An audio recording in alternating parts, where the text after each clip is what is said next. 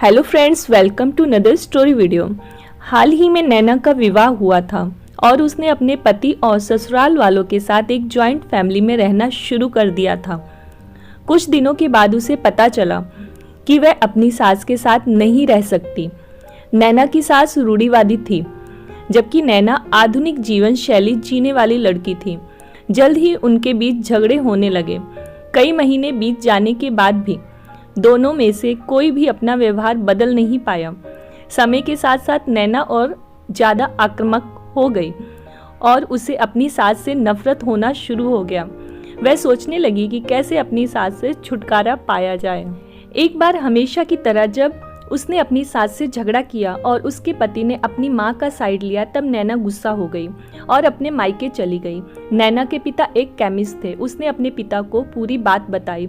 उसने अपने पिता से कहा कि उसे कुछ जहर दे दें ताकि वह अपनी सास को खाने में मिलाकर उससे छुटकारा पा सके, नहीं तो वह अपने पति के घर वापस नहीं जाएगी।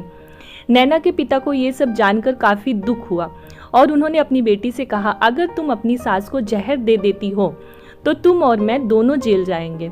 ऐसा करना ठीक नहीं है। लेकिन नैना सुनने और समझने की हालत में नहीं थी। आखिरकार उसने अपने पिता से कहा, ठीक है, जैसा तुम चाहती हो वैसा ही होगा, लेकिन मैं तुम्हें जेल में नहीं देखना चाहता। उसके पिता अंदर से पाउडर लाए और कहा, हर दिन जब तुम दोपहर का भोजन या रात का भोजन करती हो तो अपनी सास के खाने में इसे मिला देना। इससे धीरे धीरे कुछ महीने में वो मर जाएगी और लोग सोचेंगे कि वह प्राकृतिक रूप से मरी है।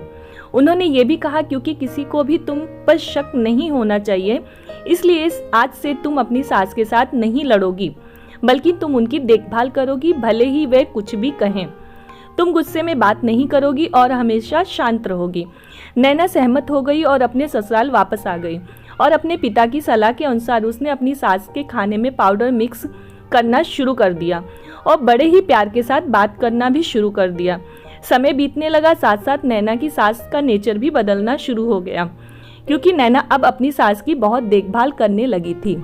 इसलिए उसकी सास भी उसके प्रति विनम्र होने लगी और प्यार से बात करने लगी। 5 महीने बीत गए और नैना खाने में पाउडर मिक्स कर रही थी।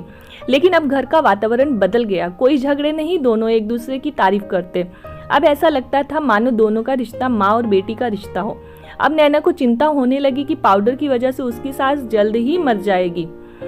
वह अपने पिता के घर गई और उनसे कहा, पिताजी, कृपया मुझे उस जहरीले पाउडर के प्रभाव को ठीक करने के लिए इलाज बताएं।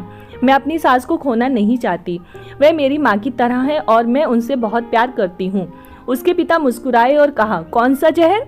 मैंने तुम्हें बस एक स्वीटनर दिया था। नैना हैरान थी और उसने अपने पिता से पूछा कि उन्होंने ऐसा क्यों किया। पिता ने कहा, बेटा, अगर तुम किसी दूसरे इंसान से प्यार चाहते हो तो तुम्हें भी उससे प्यार देना होगा।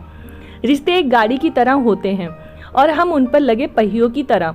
जब तक सभी पहिए ठीक से आगे नहीं बढ़ेंगे तब तक गाड़ी ठीक से नहीं चल सकती। इसी बात का एहसास दिलाने के लिए मैंने ऐसा किया और तुम्हें अपनी सास के प्रति नम्र रहने को कहा।